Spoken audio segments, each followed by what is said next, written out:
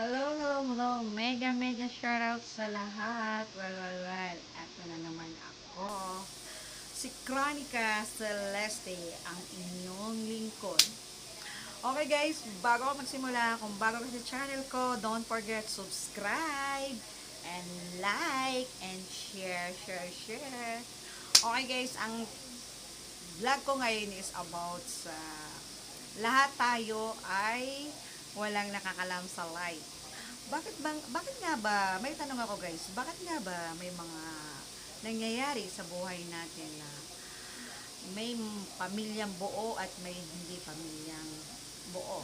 Part 2 to dun sa ginawa ko nung kamusmusan. Ito naman ay ang pagiging single mother ko, kung bakit ako naging single mother.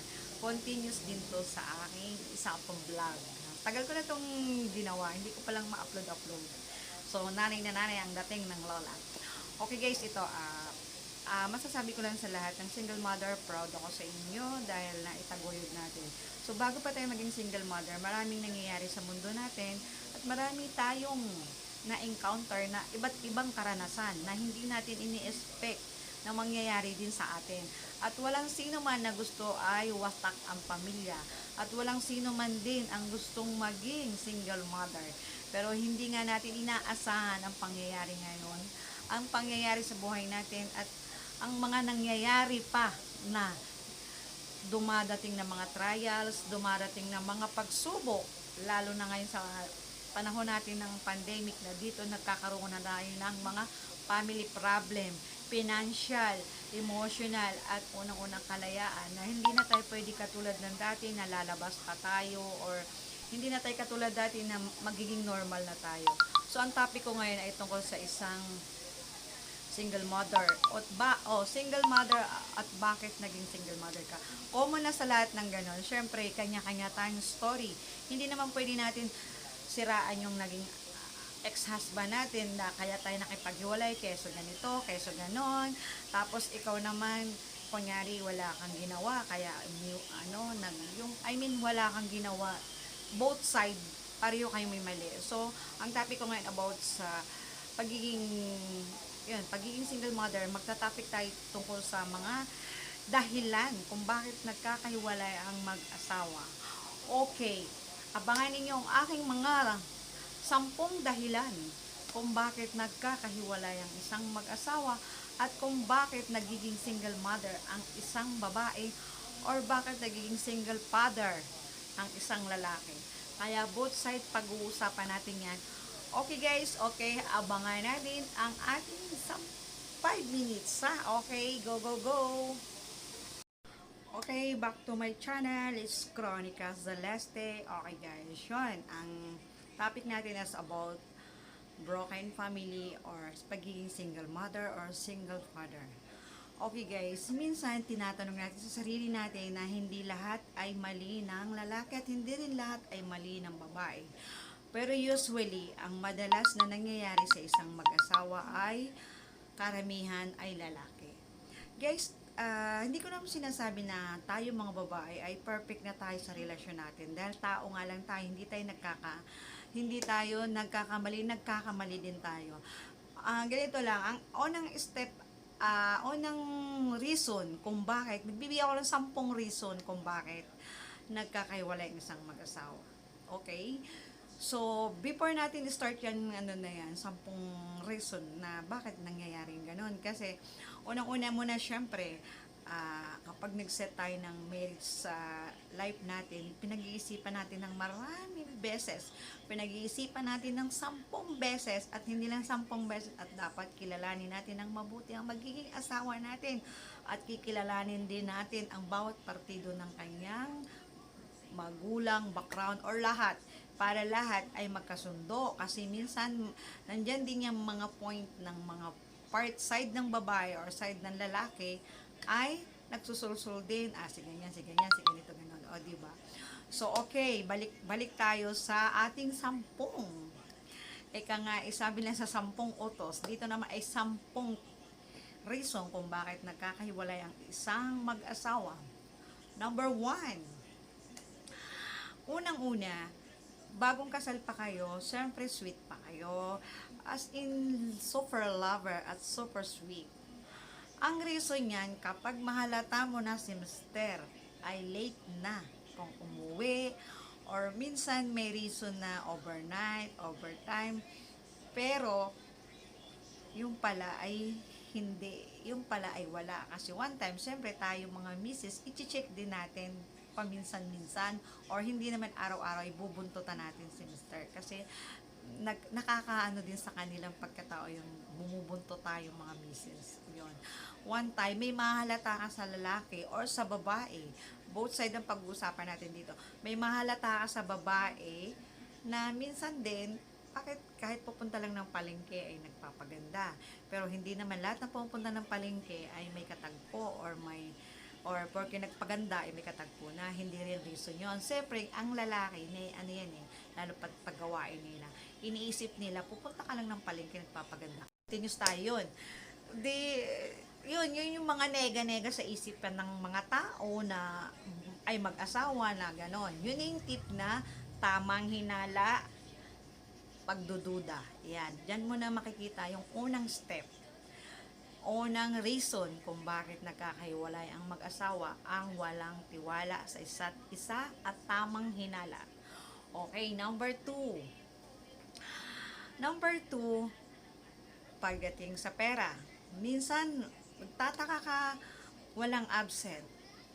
Kompleto naman yung day na pinasok. Pero bakit?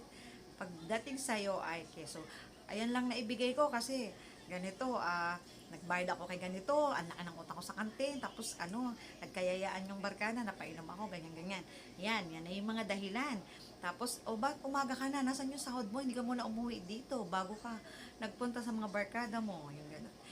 Yun na yung reason. So, ang pagiging hindi tapat pagdating sa sahod, yun yung pangalawang reason kung bakit nangyayari gano'n.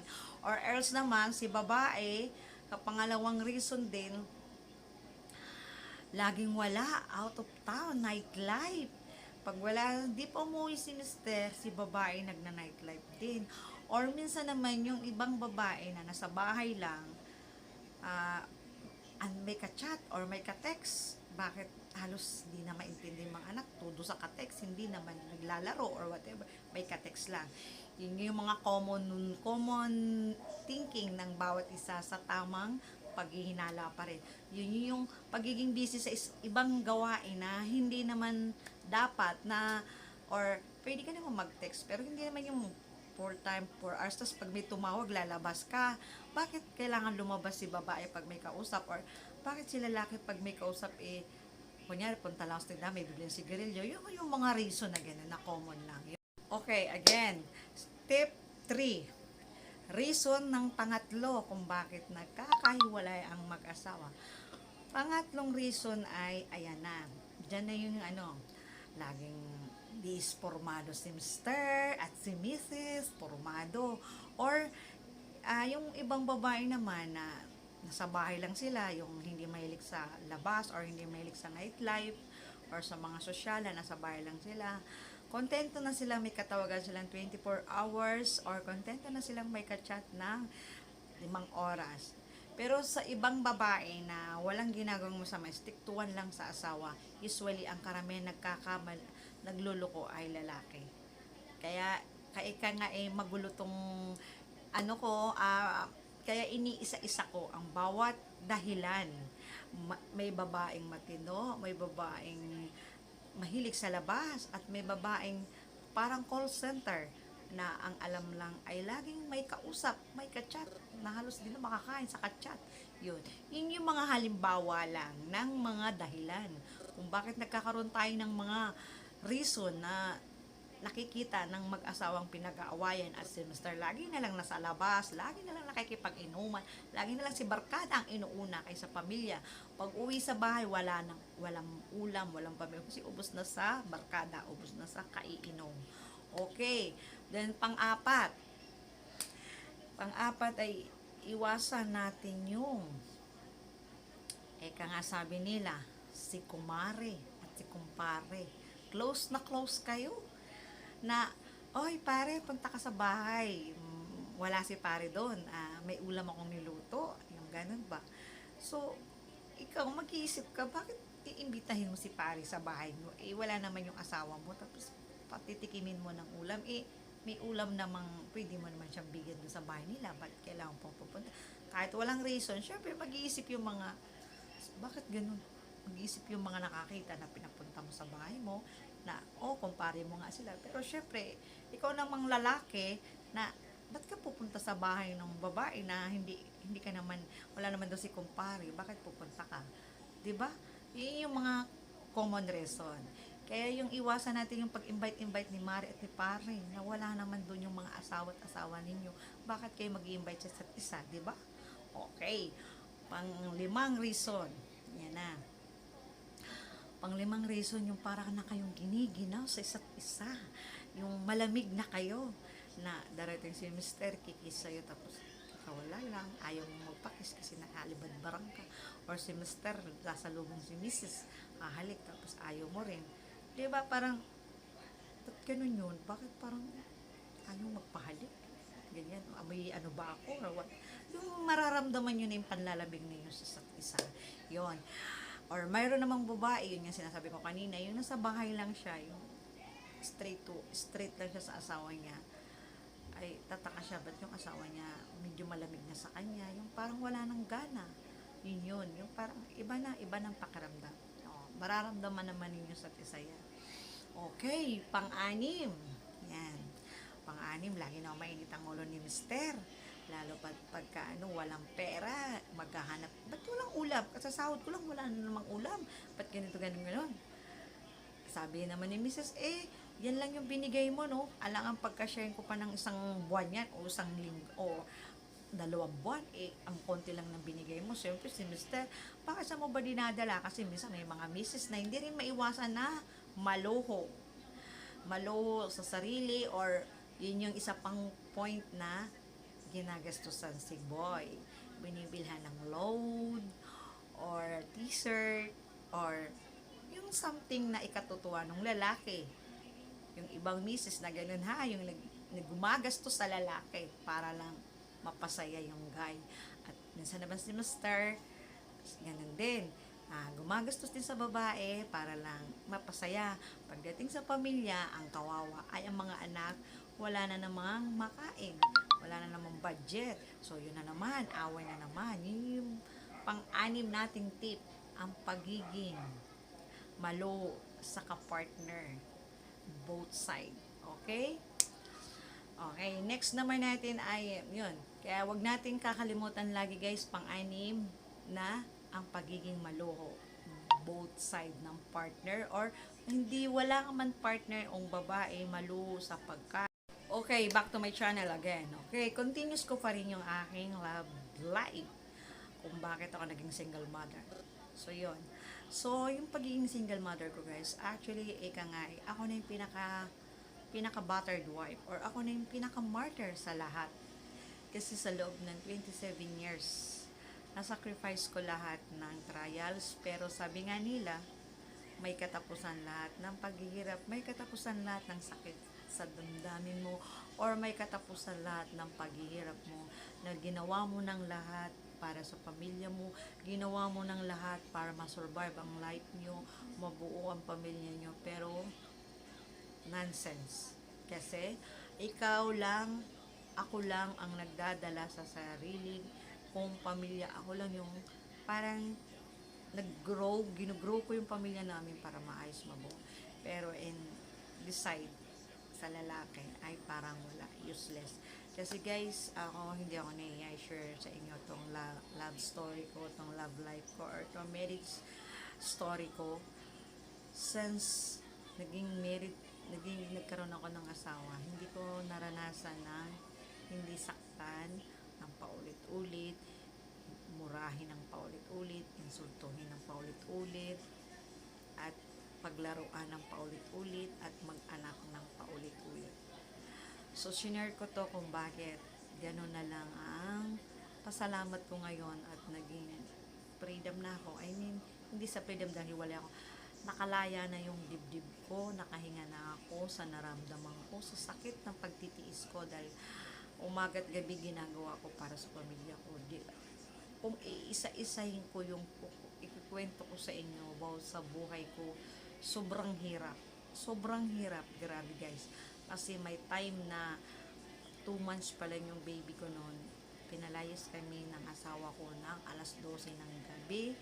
Pinalayas kami, tulong-tulong pa silang magkapatid.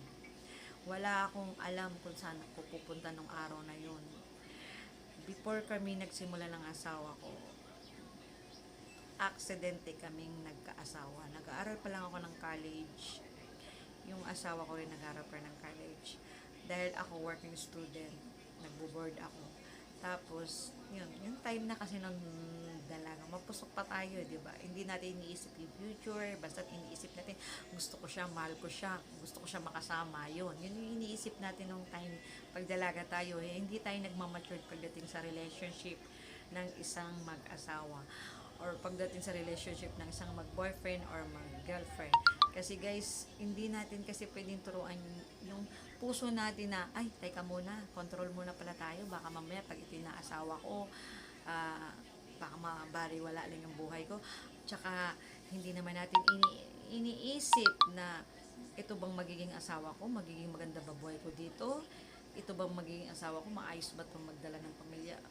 Wala tayong alam, wala tayong idea na yung napulot natin ay successful ba tayo or yung magiging asawa natin ay mabait ba, kasi hindi mo naman makilala ang isang tao kapag hindi mo siya nakasama ng bahay, or else kung ang relationship nyo ay long relationship, 2 years, 3 years, 5 years hanggang 10 years kayo bago kayo nagpakasal, yun, kilala nyo ng isa't isa. Siguro naman sa 5 years alam na ng lalaki kung ano ugali mo at alam na rin ng babae kung ano ugali mo. Kaya hindi mo talaga masasabi sa sarili mo na, kasi ako guys, yung nag-asawa ko, 5 months ko lang naging boyfriend yung asawa ko, ay nag-live-in na kami. Yung time na yung blanco utak ko, kasi nung magka-graduate ako ng April 1997, June 1 nag-asawa na kami, nag-live-in na kami. Nag-aaral pa yung asawa ko. So, nung time na yung blanco ang utak ko, ang inisip ko yun, wala akong pangalam kung ano nangyayari sa buhay namin. Wala akong pangalam kung nabugbog niya ako or whatever. Ang mahalaga ngayon sa akin, mahal ko siya, kasama ko siya. Yun yung nandun sa isip ko dati. Kasi mahal na mahal ko siya talaga ang asawa ko dati. Pinagtiisan ko lahat ng pang-insulto niya, pagmumura niya. Hindi nga niya ako pinapakalala sa mga kaibigan niya. Pero tiniis ko yun for the sake of love. Tiniis ko yun kasi kailangan kong gawin, magsakripisyo sa taong mahal ko. Pero, ika nga, is useless, di ba? Kaya, yun. Kaya, okay guys, next question tayo. Next topic tayo, okay? Yun lang ang masasabi. Okay, again. Continues. Yun nga guys, so yun. Ang sinasabi ko yun about sa life ko. Kasi guys kaya nga ngayon, advice ko sa lahat ng mag-aasawa pa lang or may boyfriend siya. Guys, isa lang masasabi sa inyo. Respeto, pagmamahal. Yan dalawang yan guys, nandyan na lahat yan. Pag nirespeto mo yung isang babae, it means mahal mo siya, respetuhin mo kung ano nasa paligid niya, respetuhin mo ang pagkatao niya, igalang mo siya mula ulong paa. Pangatlo, pagmamahal.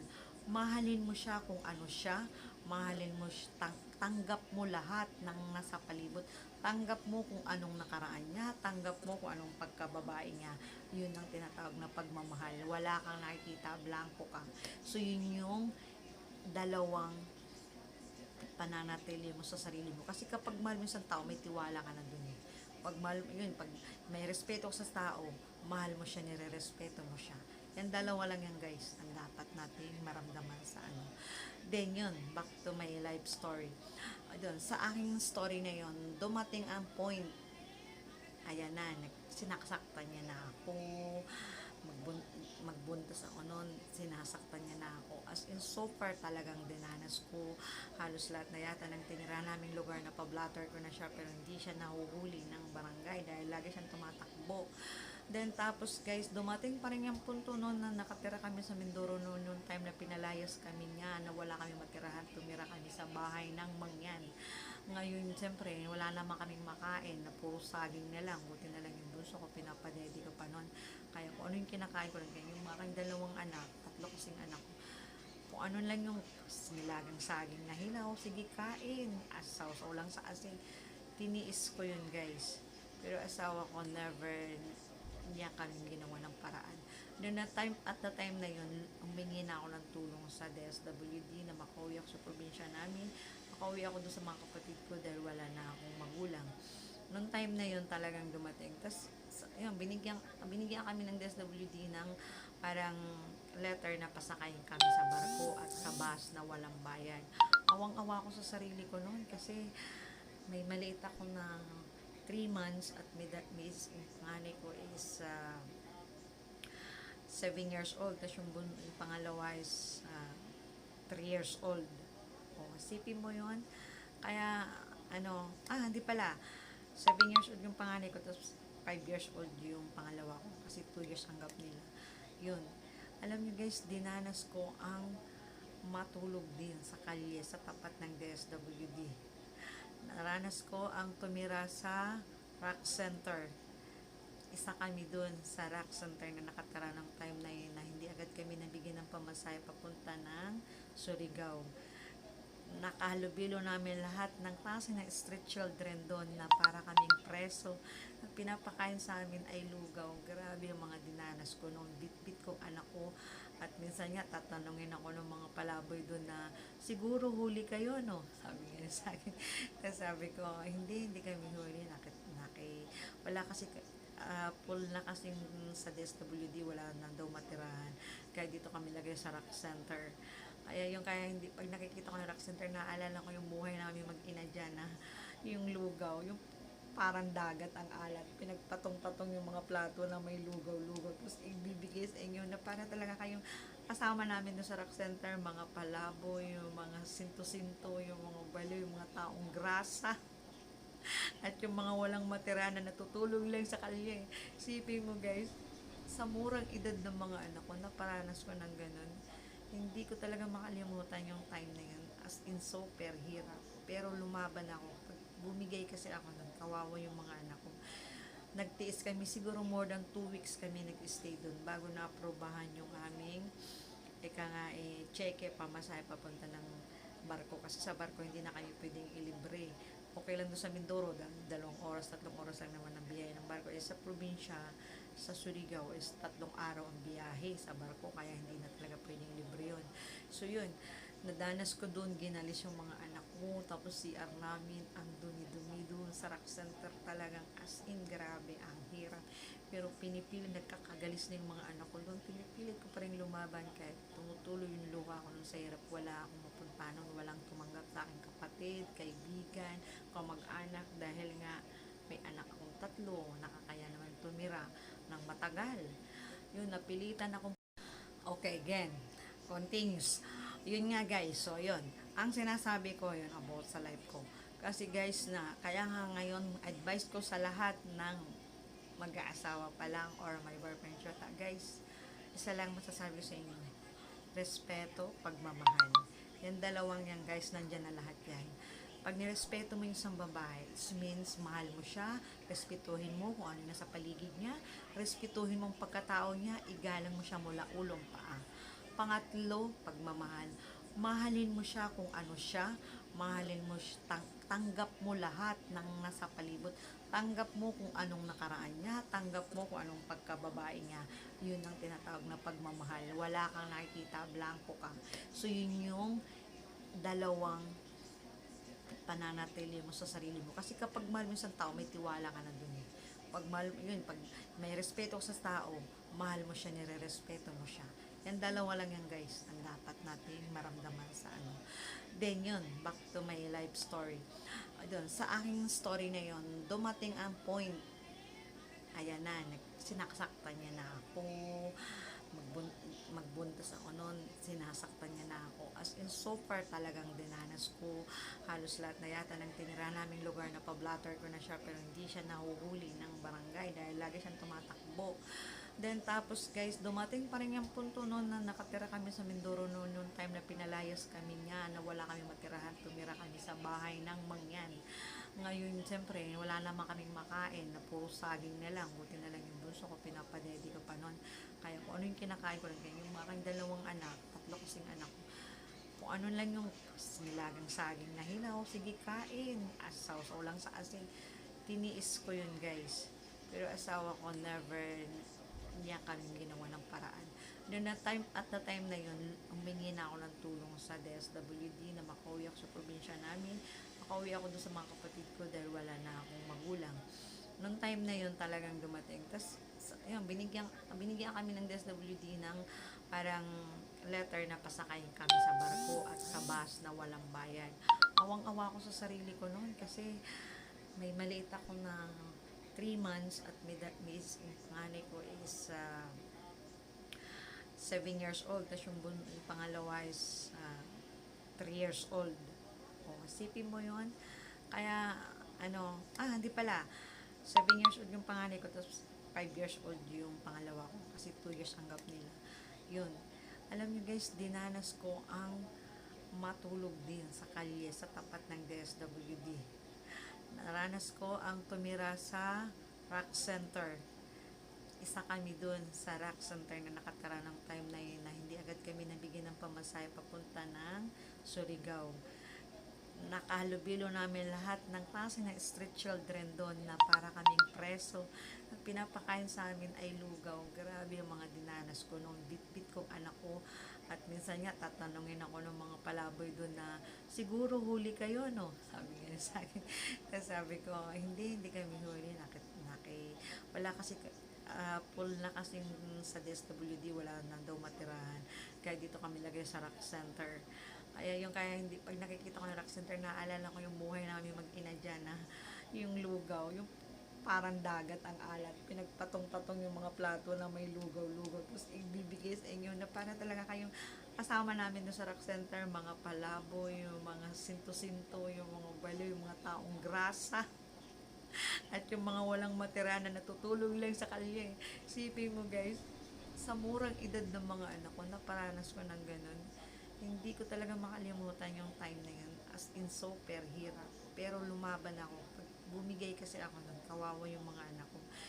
Nagtiis kami, siguro more than 2 weeks kami nag-stay dun bago na-aprobahan yung aming cheque, pamasahe papunta ng barko. Kasi sa barko, hindi na kami pwedeng ilibre.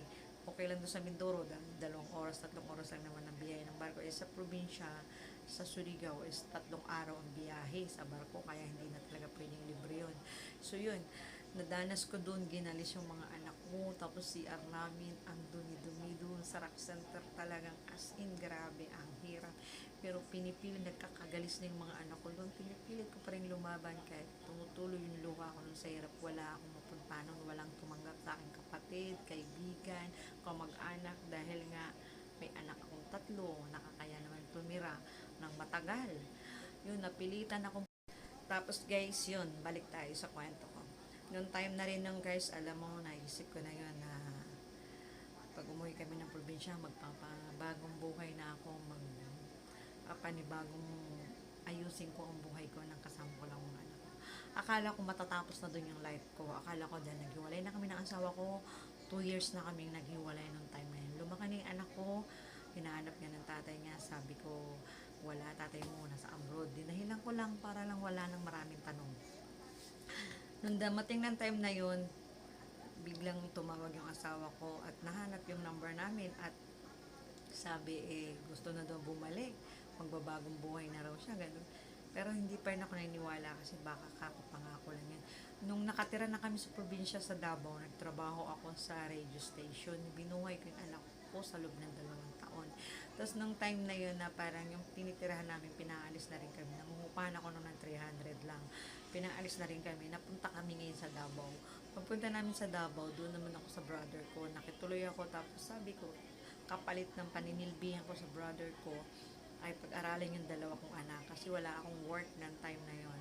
At ng time na yon na wala akong work, so pinag-aralan niya anak ko ng grade 1 at yung panganay ko ay grade 2, tapos yung pangalawa ay grade 1 or kinder, gano'n. Di after nun, ginawa ko, nag-work ako sa Panorama. Syempre, hindi ka naman masyado pang ganong katagal. Syempre, parang training ka pa lang. Hindi ko rin kinaya yung trabaho kasi hindi ako masyadong yung mag-edit ka ng ano, wala pa akong idea sa journalism. Mag-edit ka ng ano. Kaya nang ginagawa ko na, nagmo-market lang ako. Tapos yun, nung nasa Surigao ako, nag-work ako noon sa radio station, nag-marketing ako noon. Yan, nagkaroon ako ng award doon na best marketing kasi madaldal nga ako. Ang hilig ko talaga ay maging newscaster. Kaso hindi ako nakapag-aral ng mass comm. Kaya nabagsak ako sa secretary. Yun. So, nung nasa Davao kami, dumating na naman ang trials namin. Yung bunso ko, nag 50-50, nag-dihydrate. Sabi ko, panibagong trial na naman to. Wala kami kapera-pera. Tapos, syempre, hindi mo naman lahat iasa sa brother ko kasi patira na kami, pakain pa kami, paaral pa anak ko. Syempre, yung time na yun, nag-aalala na ako dahil na-dihydrate yung anak ko. Hindi ko alam kung anong kinain. As in, 50-50 nung naidala namin sa ospital. As in, gulay na galit na yung doktor, bakit ngayon nyo lang dinala to? Kasi kung ano pa mga pinaiinom namin ng mga herbal, hindi talaga kinaya. Andyan na yung charcoal na painumin yung dinurog na uling. Ganun din, hindi pa rin talaga siya gumaling, lalo siyang nagda-dehydrate. Nung time na yun, nasa hospital na siya, akala ko talaga mawawala na yung buhay ng anak ko. Talagang grabe ang tindi ng danas ko. Isang buwan kami sa hospital. Lahat ng katabi niya mga bata na dreaded, puro na dead na.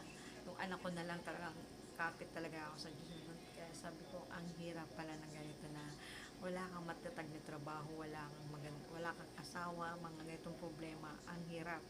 So, nung time na yon di okay na, naawa ng Diyos, gumaling yung anak ko, yun, lumusog na. Tapos, syempre, sa tagal na rin ang pagtira namin sa brother ko, hindi mo naman habang buhay ko doon titira. Gumawa na naman ako ng paraan na para makabalik ng Maynila. At that time na yun, tumawag na naman yung asawa ko na makikipagbalikan na naman daw siya. So ako noon parang inisip ko, subukan ko ulit. Bigyan ko pa ulit ng panibagong chance. So binigyan ko ulit siyang panibagong chance. Pero guys, wala pa din, hindi nagbago. Lalo lang lumala. Yun, hanggang sinaktan na naman ako. Kaya nga first abroad ko nun sa Bahrain. Bago ako nakalipad papuntang Bahrain, ang nangyari sa akin guys, bugbog sarado ako bago ako nakarating ng Bahrain. Hindi, ayaw kasi niya ako mag-abroad. So, wala akong choice kasi wala siyang trabaho matatag. Ayaw kong magiging kawawang mga anak ko pagdating ng panahon. Kaya nagpursige ako mag-abroad nun. So, nung sa abroad na ako guys, ganun pa rin ang nangyari. Pinabayaan na yung anak ko, inuwi na naman sa Mindoro, hindi niya inalagaan, ganyan. Maraming talaga, as in. Dumating ang time, lumalaki yung mga anak ko, hindi ako nakakasama. Siyempre siya, pinagbibigyan ko paulit. Hanggang sa dumating na ang time talagang hindi pa rin nagbago. Marami na akong chance, hanggang langit na ang pasensya ko. Dahil sabi nga nila sa mag-asawa, lahat kaya mong tiisin para sa pamilya. Pero kung ganun pa rin talaga ang nangyayari at wala pa rin pagbabago, ano pa bang ititiis mo? Diba? Move on na. Ang hirap na eh. 27 years, wala pa din. Saan pa ba at that time na yon na hindi pa rin siya nagbago, as in last alis ko noon papunta akong Saudi, nag-usap kami. Ako guys, hindi ko rin sinasabi sa kanya na wala akong mali dahil alam mo, ugali ko talaga, ay nagger ako sa kanya, nagnanag ako kasi marami akong nakikitang hindi maganda. Yung pag-uwi niya, yung laging overtime na mentan, chinek ko doon, alas 2 pa pala ng hapon, wala na, umuwi na. Pero umuwi ng bahay kinabukasan ng umaga. Andiyan ang tayo na nakahuli na ako ng mga babae niya. Pero ako yung klase ng babae na hindi nangangaway. Kinakausap ko yung mga nagiging love partner niya na minsan nagpapanggap ako na ako yung kapatid or ako yung pinsan. Para lang ayoko ng skandalo. Kapakausap ko lagi sa mga nanghuli kong babae niya, huwag lang akong tarayan. At pag tinarayan niya ako, mas matari ako sa kanya. Kaya yun, awa naman. Kaya ang ginagawa ko sa mga namimit kong other woman niya, pinamimigay ko na lang siya. Kaysa naman mag-away kami araw-araw, kaysa na mag-isip ako na mag-isip na may stress na ako, na malulusyang na ako, kaiisip bakit wala naman trabaho, bakit kahit linggo may duty daw, may trabaho. Yung maraming reason, alam mo na yung lalaki na marami nang ginagawang kalukuhan. Lahat ng pamamaraan, gagawin yan, makaalayas lang ng bahay. Yun.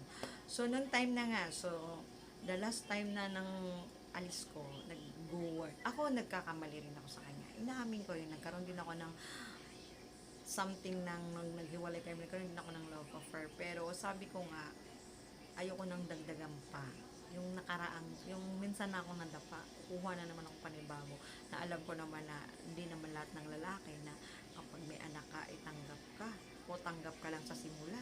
Paano kung magtagal, mamahalin kaya yung mga anak mo? Kasi guys, dalawang klase yan ng lalaki. Isang lalaki, mahal ka, tanggap lahat ng anak mo, hindi siya mag-alinlangan. Isang lalaki, mahal ka lang, ikaw lang, pero anak mo hindi. Yun. Ikaw lang dahil ayaw ng responsibilidad sa anak mo. Kaya hindi natin masasabi lahat ng lalaki ay pare-pareho at lahat ng babae ay pare-pareho. May mga reason yan kung bakit ganun. Kaya malaking story life ang pagiging single mother at pagiging broken family kasi maraming cases, hindi lang isa, dalawa, tatlo, apat. Maraming dahilan. Kaya ika nga common, alam kong common na itong binlog ko to, pero shinare ko lang sa inyo ang life ko kung bakit ako naging single mother at bakit natiis ko sa loob ng 27 years ang pagiging battered wife, ang pagiging sacrifice para lang sa pamilya. At the time na yung last kong alis ay 2016. Sabi ko sa kanya, pag uwi ko, ayusin na natin ang pamilya natin. Magbago ka na, magbabago na rin ako.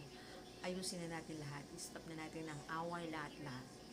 Pero guys, maniwala kayo sa hindi. Isang buwan pa lang ako sa Saudi. Meron na naman. Doon ako nag-decide. Hindi na to magbabago. Forever na tong ganito. Forever na akong lulukoy at forever na akong sasaktan. Kaya nung dumating ako noong 2019, nag-decide na ako na magpag-iwalay. Kasi guys, wala na eh. Kahit saan ang gulo tignan, wala na ako makitang reason bakit nagtitiis pa ako. Kung habang buhay ka namang niloloko, nag-going straight ka na, nagbago ka na. Pero yung kapartner mo hindi pa rin. Naging tahimik na ako, naging respect na ako sa kanya, hindi na ako naging nagger. Pero wala pa din eh. So it means, hindi talaga ako mahal. Kasi kung mahal niya ako sa loob ng 27 years, dapat nabago na. Dapat inayos niya na kasi ayos na yung buhay namin, dalawa na kami nag-abroad eh. So, bakit hindi pa rin mabago-bago yung style niya? Okay lang kung nambababae ka na eh. Huwag ka nang manakit. Hanggang ngayon nananakit pa rin. As in, inaamin ko, since na-meet ko siya, nag-shota kami. Nag-shota pa kalamin, sinasaktan niya na ako. Nagkaanak na kami ng 3, sinasaktan pa rin niya ako. Hanggang sa ngayon, na dalaga na makikita na ng mga anak namin kung paano na ako saktan.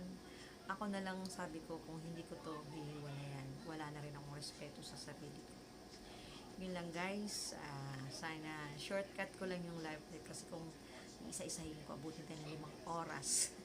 Dahil lahat naman ng story ng love life at story ng bawat isa. Okay guys, thank you. Okay guys, for the last sa aking end. So story ng life ko guys, sabi nga nila, move on na. Move on na tayo kasi ginawa na natin ang lahat eh. Ginawa na natin lahat, sakripisyo, pagmamahal, trabaho, yung malayo ka lagi sa minamahal mo sa buhay. Yung nandun na lahat, pero wala pa rin grow up. Hindi pa rin nagbabago. So guys, mahirap naman yung nagsasama kayo habang buhay kang martyr. Mahirap hindi ka na maging masaya, hindi ka na masaya, wala na yung loves nyo, wala na yung respect nyo. So wala na tayong dapat pang stay. For the sake of family, for the sake of the children, nandun na tayo. Ayaw natin mawalan sila ng tatay.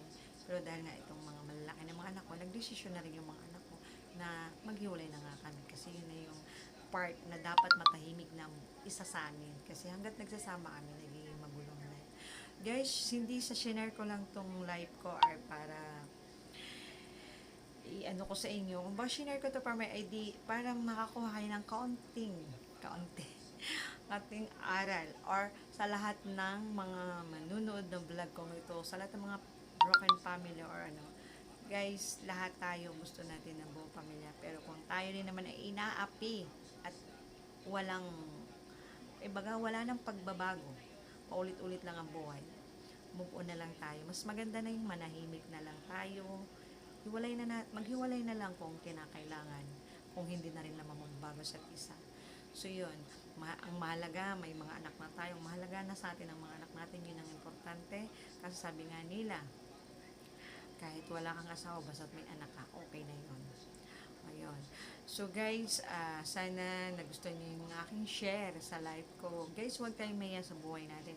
Lahat ng mga single mother, huwag kayong mahiya na ay walang asawa yan, kawawa naman. Wag, proud pa nga tayo kasi nakaalis tayo sa pader na hindi naman dapat natin sandalan. Dahil alam naman natin na, na hindi nagiging maganda na yung haligi ng tahanan, na naaanay na or nasisira na. So bakit pa natin pilitin itayo kung ganyan din naman.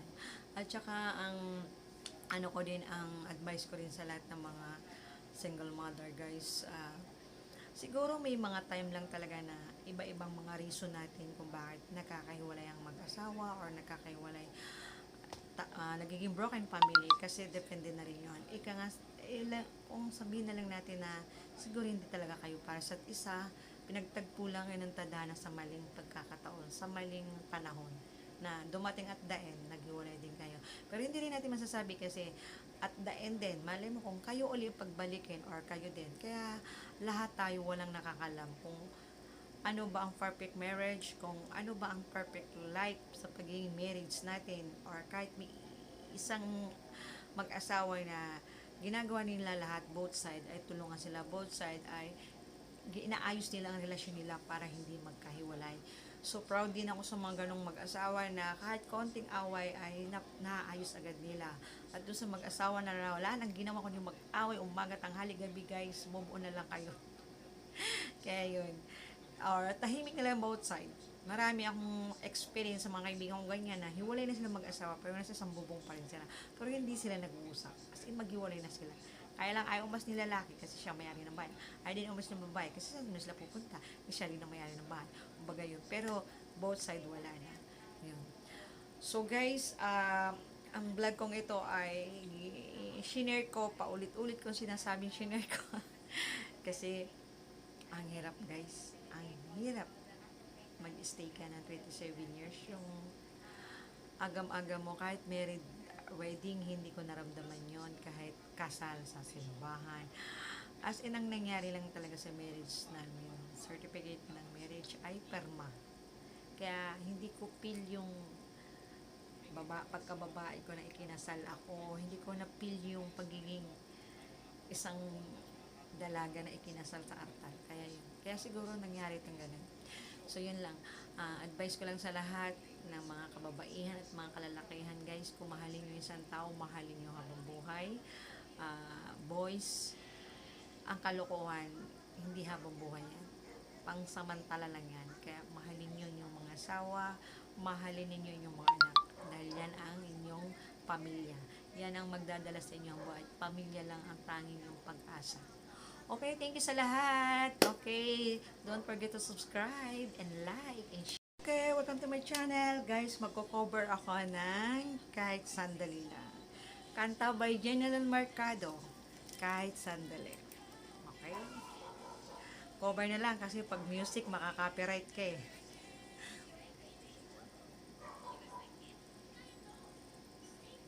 The song is dedicated sa aking friend daw.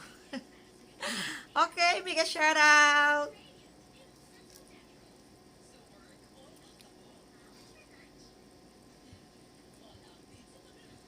Bakit ba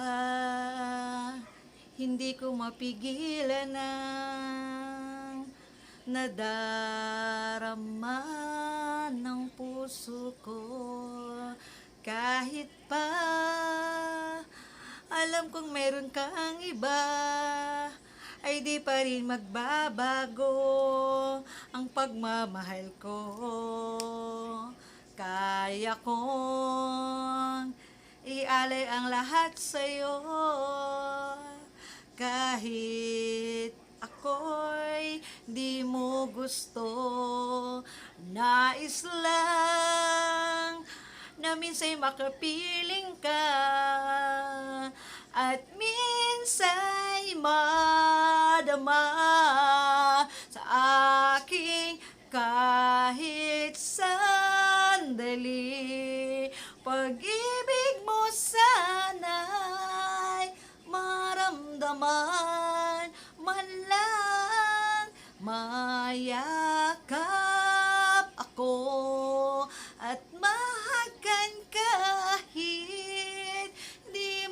mahal ang pag-ibig ko sa'yo lamang.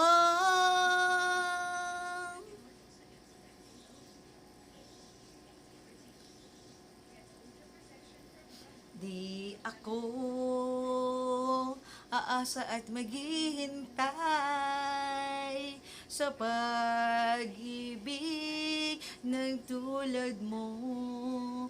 Tama na, kasi makapiling ka, Shopee.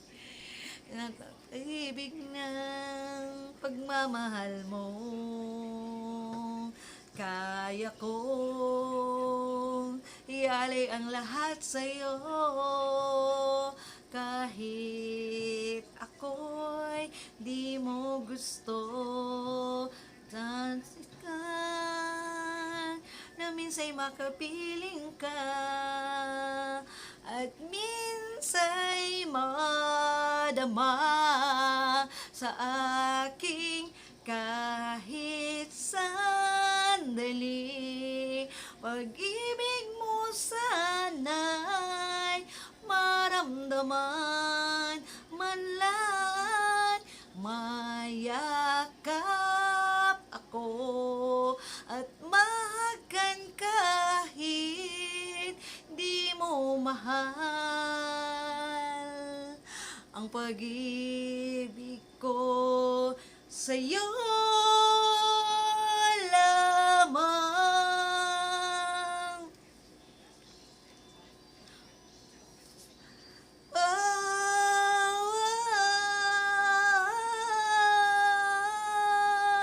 Kahit sandali, pag-ibig mo sana'y maramdaman, man lang mayakap ako at mahagan kahit di mo mahal ang pag-ibig ko sa'yo lamang.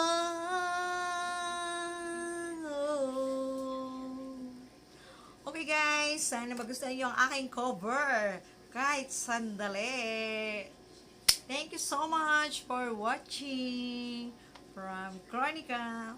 Subscribe para lagi update ka sa aking mga video. Don't forget subscribe and like and share. Thank you so much.